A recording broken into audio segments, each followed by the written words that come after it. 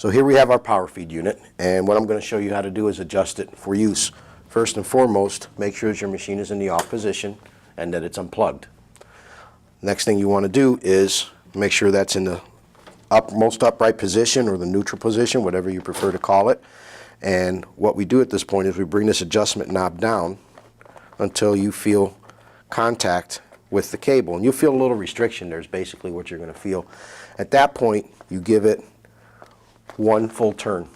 If more is needed, you know, you do this, you temper this with caution a little bit because you don't want to over tighten it. At that point, you can create a flat spot on the cable and you start weakening your cable, and it could bind up as well. So you really don't want to over tighten that. You tighten it as needed.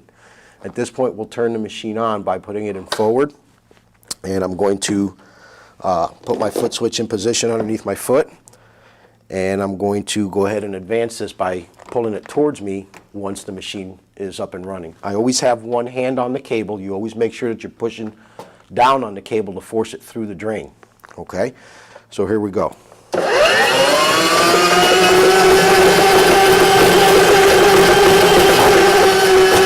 when you want to retract it, you bring it back.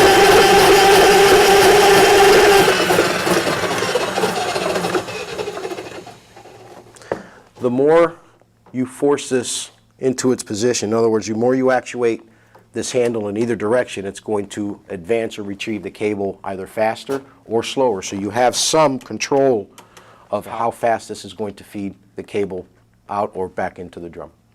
This is where you advance and retrieve the cable. All you're doing is changing the direction of those rollers in there so that it will feed the cable out from the drum or in from the drum.